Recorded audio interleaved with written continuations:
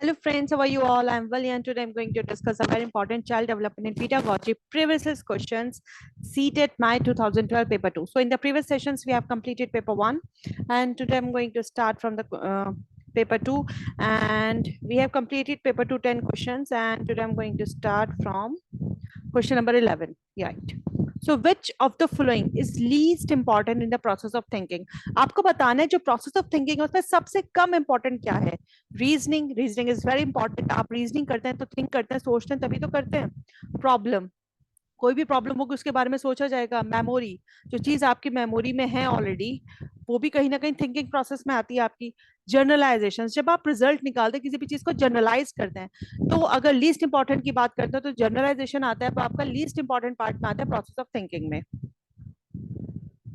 The major responsibility of a teacher is to, teacher की सबसे बड़ी रिस्पॉन्सिबिलिटी, मेजर रिस्पॉन्सिबिलिटी क्या होती है? प्रिपेयर करना लेसन प्लान्स और उसके अकॉर्डिंग पढ़ाना, ऑर्गेनाइज करना एज मैनी एक्टिविटीज, या फिर स्ट्रिक्ट डिसिप्लिन को मेंटेन करना, या फिर बच्चों को लर्निंग अपॉर्चुनिटीज प्रोवाइड करना जो उनका अपना डिफरेंट लर्निंग स्टाइल है बच्चों को, उसके अकॉर्डिंग उनको उनकी नीड के अकॉर्डिंग उनके स्टाइल के अकॉर्डिंग उनको लर्निंग अपॉर्चुनिटी प्रोवाइड करना। तो ये हमारा सबसे अच्छा पॉइंट है इसमें, क्योंकि टीचर की रिस्पॉन्सिबिलिटी होती है, उसकी क्लास में डिफरेंट डिफरेंट स्टूडेंट्स होते हैं और हर बच्चे की अपनी अलग कैपेबिलिटी होती है, हर बच्चे का अपना एक लर्निंग स्टाइल डिफरेंट होता है। तो अगर आप बच्चों को वो अपॉर्चुनिटीज प्रोवाइड करते हैं तो वो बहुत जल्दी लर्न करेंगे। तो ये as a teacher it's your responsibility. So fourth option is your correct answer. Which of the following is most important in the process of learning? आपको बताने में सबसे important process क्या है लर्निंग का? बच्चे की हेरिडिटी इंपॉर्टेंट है, बच्चे का स्टाइल ऑफ लर्निंग इंपॉर्टेंट है, या फिर रिजल्ट इंपॉर्टेंट एग्जामिनेशन का, फिर बच्चे की इकोनॉमिक कंडीशन? क्वेश्चन में मोस्ट इंपॉर्टेंट पूछा है तो हम क्या बताएंगे? स्टाइल ऑफ लर्निंग, मतलब बच्चे का जो स्टाइल है, बच्चा किस तरह से चीजों को सीख रहा है। This is the most important process of learning. The most appropriate way of explaining the topic purification of water is by, जब आप अपनी क्लास में प्योरिफिकेशन ऑफ वाटर का टॉपिक पढ़ा रहे हैं तो सबसे इंपॉर्टेंट क्या होगा, कैसे आप उसे एक्सप्लेन करेंगे, उसका बेस्ट वे क्या होगा?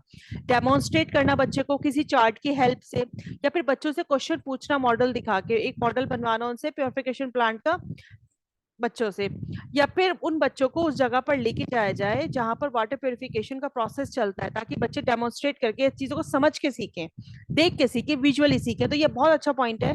बच्चों को रीड कराने टेक्स्ट बुक से, देखो रीड कराने it's not a good point. बच्चा कैसे याद रखेगा जब बच्चा या तो बच्चे करके सीखते हैं, ठीक है, हैंड्स ऑन एक्टिविटीज के थ्रू सीखते हैं, या आप जहां ये चीज हो रही है आप रियल लाइफ एक्सपीरियंस बच्चे को दे रहे हो। तो ये सबसे अच्छा पार्ट होता है किसी भी चीज को, टॉपिक को एक्सप्लेन करने का, समझाने का। The third option is your correct answer.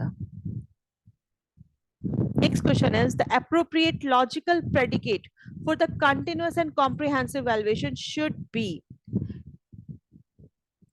जो हमारा अप्रोप्रिएट होता है प्रेडिकेट होता है continuous comprehensive valuation, that means कि आप बच्चे के असेस करना more than one aspect of learning, बच्चे के एक से ज्यादा एस्पेक्ट ऑफ लर्निंग को असेस करना, या फिर मैक्सिमाइज देना बच्चे को असेसमेंट अपॉर्चुनिटीज देना, या प्रमोट करना बच्चे का holistic nature of human personality, कि आप उसको प्रमोट करते हैं या फिर इंक्रीज करते हैं बच्चे के अंदर, इंक्रीज करना टीचर्स के बर्डन को। देखो जब आप कंटिन्यूस कॉम्प्रिहेंसिव इवैल्यूएशन करा रहे हैं तो आप कहीं ना कहीं बच्चे के स्पेक्ट जो है, मतलब बच्चा जो लर्न कर रहा है, कहीं ना कहीं देख रहे हैं, चेक कर रहे हैं कि बच्चा कैसे लर्न कर रहा है, तो उसको असेस करना one more than one aspect of learning. A teacher uses a dice labelled, एक टीचर यूज कर रहा है डाइस, जैसे हम लूडो में यूज करते हैं ना डाइस, इस तरह से डाइस होता है आपको, जिसके अंदर एक तरफ 1 लिखा होता है, एक तरफ 2 लिखा होता है, एक तरफ 3 लिखा होता है। इस तरह से अब उसने उस डाइस में क्या लिख दिया, उसने इस डाइस में एक जगह लिख दिया describe, predict, explain, summarise and deconstruct and evaluate. 6 types of 6 जगह होते हैं, तो उसने एक जगह लिख दिया डिस्क्राइब करना, एक जगह लिख दिया उसने इवैल्यूएट करना, एक जगह लिख दिया उसने प्रेडिकेट करना। इस तरह से उसने इस डाइस के चार छह के छह पेजेस पे लिख दिया है। अब हर बार क्या होता है जब वो टॉपिक कंप्लीट करती है तो टीचर थ्रो करती है एक डाइस को और अपने स्टूडेंट से पूछती है आंसर दिस क्वेश्चन, मतलब अगर बच्चे का डिस्क्राइब आया तो उस टॉपिक को डिस्क्राइब करेगा, प्रेडिकेट करेगा, इवेलुएट करेगा। तो इस तरह से करके इस लोकेशन ऑफ द डिस्क के बेसिस पे वो बच्चों को असेस करती है। तो टीचर क्या कर रही है, अपनी क्लास की ड्यूरेशन में वो ये काम करी है, तो वो कंडक्ट कर रही है फॉर्मेटिव असेसमेंट, बिल्कुल ठीक बात है, प्रोवोक करिए बच्चों के कि बच्चे सोचे। लेकिन टीचर क्या करिए, टीचर ने भी ऐसा नहीं कि वो प्री टीचिंग की बात है जहां वो थॉट प्रोसेस कर रही है, वहां क्या है टीचर पढ़ा चुकी है, पढ़ाने के बाद वो ऐसा कर रही है, तो दैट मीन्स कि वो फॉर्मेटिव असेसमेंट कर रही है। which characteristic of a teacher is least important in the inclusive education? inclusive education के according कौन सा characteristic है टीचर का जो सबसे least important है? Sensitivity towards children. ये तो अच्छी बात है कि आप सेंसिटिव हैं उन बच्चों के लिए जिन बच्चों को के साथ, जिन बच्चे जो नीडी बच्चे हैं उनके लिए आप सेंसिटिव हैं। पेशेंस रखना, अफेक्शन रखना उन बच्चों की तरफ बहुत अच्छी बात है। नॉलेज देना regarding disabilities of students, knowledge लेना भी बहुत अच्छी बात है क्योंकि क्वेश्चन पूछा लीस्ट इंपॉर्टेंट, जो सबसे कम इंपॉर्टेंट है। बच्चे का सोशो इकोनॉमिक स्टेटस चेक करना, ये बिल्कुल करना नहीं चाहिए लेकिन क्वेश्चन में लीस्ट इंपॉर्टेंट पूछा है तो इसलिए ये पॉइंट आपका आ जाता है। बाकी जो उसके तीनों पॉइंट्स है वो बहुत अच्छे पॉइंट्स हैं। लीस्ट इंपॉर्टेंट पूछा था तो इसलिए सोशो इकोनॉमिक स्टेटस हमें नहीं चेक करना चाहिए, टीचर्स का, स्टूडेंट्स का, किसी का भी। तो उसके अकॉर्डिंग हमारा fourth option is your correct answer.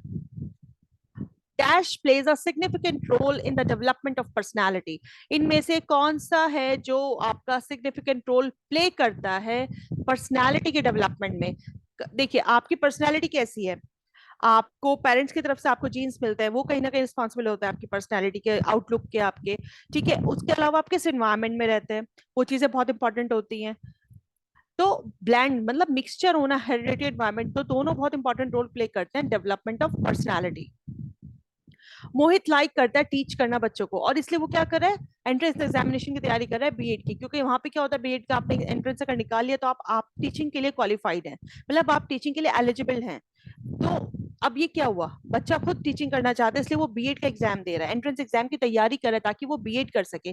तो बच्चा इंट्रिंसिकली मोटिवेटेड है, मतलब वो खुद चाहता है जो उसे करना है उसके लिए वो खुद मेहनत कर रहा है। दैट मीन्स कि जो बच्चा है वो इंट्रिंसिकली मोटिवेटेड है। लास्ट क्वेश्चन हमारा, logical mathematical intelligence is associated with. देखिए हमने थ्योरी ऑफ मल्टीपल इंटेलिजेंस पढ़ा था जिसके अंदर हमने 7 टाइप्स ऑफ इंटेलिजेंस पढ़े थे, which is spatial, linguistic, logical mathematical intelligence और आपका interpersonal intelligence, intrapersonal intelligence, bodily kinesthetic intelligence. इस तरह से हमने 7 टाइप्स ऑफ इंटेलिजेंस पढ़े थे जिसके अंदर एक आपका था लॉजिकल मैथमेटिकल इंटेलिजेंस जो हमारे साइंटिस्ट, इन्वेस्टर्स और डिस्कवरर्स के अंदर होता है। तो ये किसके साथ आपका एसोसिएट करता है, थ्योरी ऑफ मल्टीपल इंटेलिजेंस जो हमें किसने दी थी, हार्वर्ड गार्डनर ने। तो ये हमारा आंसर है। सो ये था मेरा आज का lesson friends, and thank you for your attention, stay blessed and enjoy learning. And in the next lesson में इसके नेक्स्ट क्वेश्चंस कंप्लीट कराऊंगी, फिर हम अपना आगे के क्वेश्चंस करेंगे। तो इसी तरह से हमारा day by day process questions revision हो जाएंगे। So thank you friends, bye bye.